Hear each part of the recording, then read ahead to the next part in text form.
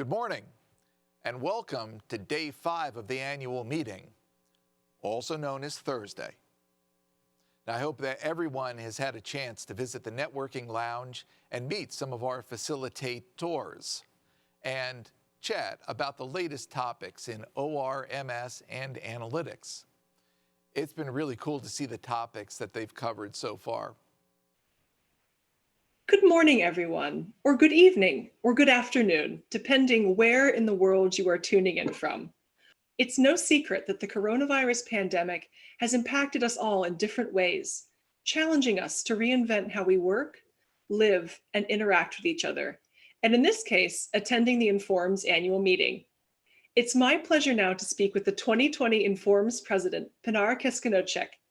In addition to her role with INFORMS, Pinar is also a professor with the Georgia Institute of Technology and co-founder and director of Georgia Tech's Center for Health and Humanitarian Systems.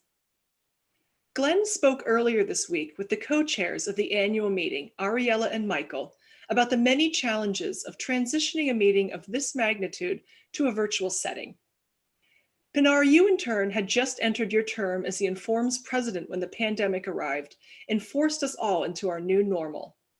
In fact, you recorded an episode of the INFORMS Resoundingly Human podcast where you discussed these unique challenges. Pinar, can you walk us through the moment you realized this was going to be something very serious, and with it came Pinar, can you walk us through the moment you realized this is going to be something very serious, and when it came, unprecedented implications, not just at INFORMS, but for you in your role as educator and for your family? Thank you, Ashley. It's glad to be here and have a chance to speak with you. So Ashley and I have worked together quite a bit since the beginning of the pandemic, but we often don't see each other. We are either on email or on the phone, so it's nice to come together in this virtual setting. My research team and I, together with collaborators, including Julie Swan, we had done quite a bit of work on pandemic flu modeling over the past several years. So of course, COVID is not flu, it's different, but a lot of the dynamics in terms of disease spread and transmission and so on have some similarities to pandemic flu. So because of our work in that space, very early on, I have been really concerned about where COVID might take us. Of course, our knowledge about the disease increased over time, but it looked very, very serious even from the very beginning. So that's from a research perspective, understanding how it might look like, but also thinking about the public health and the impact on everybody around the world. Now, on the personal side, of course,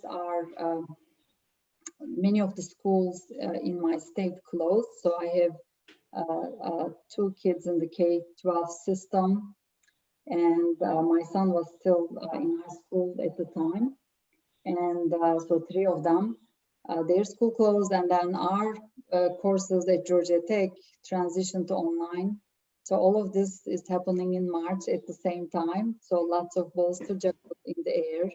And then, as you know, we kind of went from there. But I would say I was bracing for impact from very early on with COVID. Pinar, in your role as INFORMS president, what have been some of the biggest challenges? Oh, where do we begin? So actually, let me again begin first of all by stating the positives before I state the challenges. We have incredible staff at INFORMS. They always have been incredible, and they have been even more incredible during this COVID challenge by being flexible, by adapting to all the changes. You mentioned transitioning meetings to an online format literally in no time. It's been a heroic effort. So I think first and foremost, having the INFORMS staff who are very knowledgeable and flexible, and they rose to the challenge, that has been fantastic.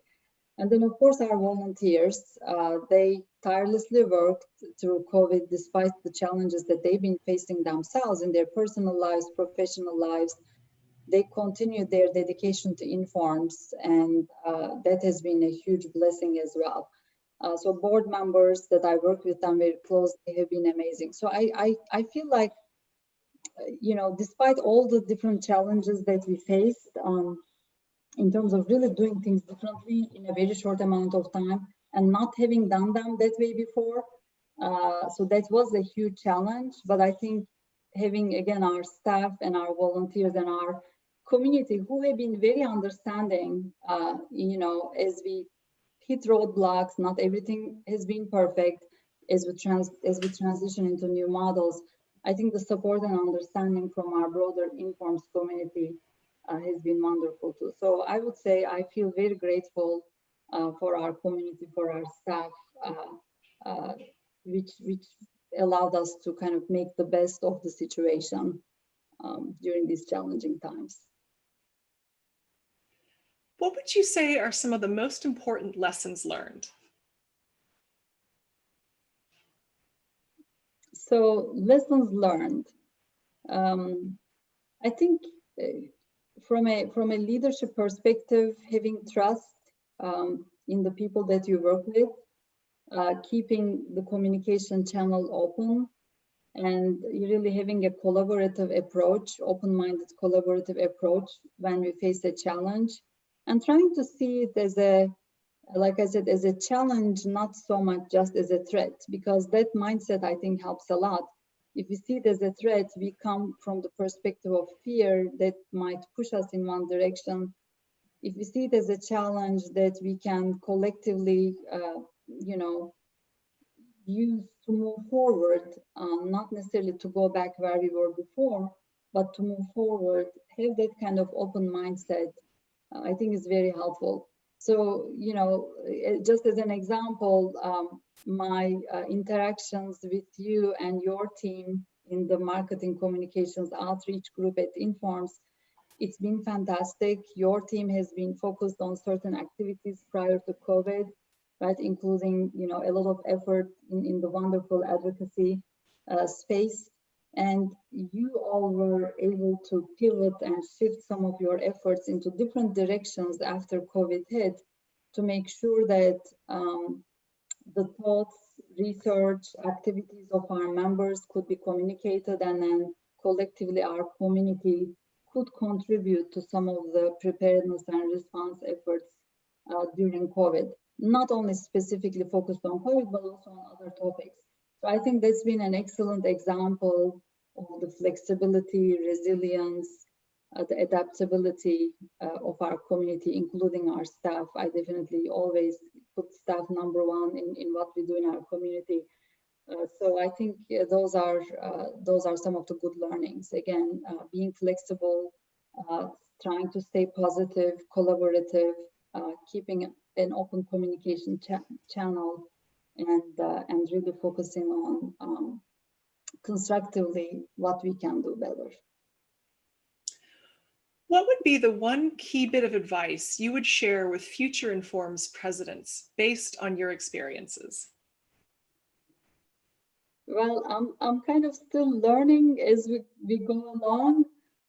So I guess I would probably re-emphasize what I just said before, trust and collaboration and engagement with our members, with our staff, with our volunteers, and really hearing them and sensing what they need, what they want, and then how we can collectively set the direction for moving forward. I think especially during times of uncertainty, it's more important than ever for us to stay together as a community. It's very important for us to communicate with each other, hear each other, and work together. So collaboration, communication, and keeping a positive attitude despite the difficulties. But ask me again at the end of the year. I may have a different answer by then based on my learnings in the meantime. I think we're all continually learning now. We are all back to school. Yes. Now, what are some of the ways that ORN Analytics, and in particular, the work of INFORMS members, have contributed to helping address the unique challenges of the COVID-19 pandemic?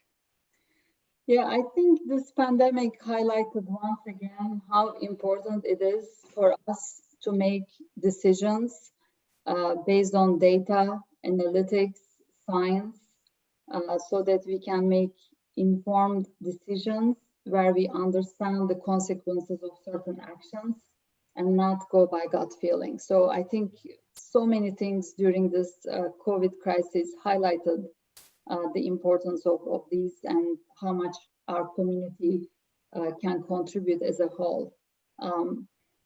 We have, had many members contribute to the thought process or through their research, ranging from, for example, the impact of COVID on supply chains, how to maintain supply chain resilience, flexibility, how to think about supply chains moving forward. Some of them specifically focused on pharmaceutical supply chains, others more broadly. Several of our members have worked on developing models for COVID spread forecasting and also for evaluating the impact of different interventions, such as school closures or shelter in place, and then comparing and contrasting when, where, how effective these kinds of interventions might be. Moving forward, I know several of our members are working on resource allocation. They've been looking at it before, they continue to look at it. And when I say resource, it's things like hospital beds, ICU beds, the kinds of resources that we use for treatment, but also the other resources that we might use for prevention, such as testing and vaccines. So how do we best make use of these kinds of limited resources by thinking about their allocation geographically over time and across subpopulations? So I would say, our members, our community has shined through COVID with their contributions in so many different areas. And I think these contributions will continue.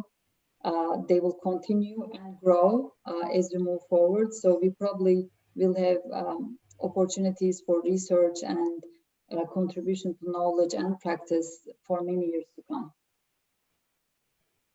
Well, Pinar, it's always so nice to have the chance to talk with you. And thank you so much for sharing your experiences and insight. Thank you so much, Ashley. It's so good to be with you and to see you. I hope when this is all over, we get together in person and have a chat in person. Thank you. Same. And I'd like to encourage everyone watching to check out Pinar's interview on the Resoundingly Human podcast titled Navigating the COVID-19 Landscape with the 2020 INFORMS President, where Pinar and I dive even further into her experiences as the INFORMS President. I'm really excited to see what Linda Birch has to say about the impact that COVID-19 has had on the analytics landscape and developing trends. I'll be adding Matteo Fischetti's Mathematical Optimization for Social Distancing onto my playlist. Or maybe I'll have two browser tabs open at the same time. I don't know, we'll see about that.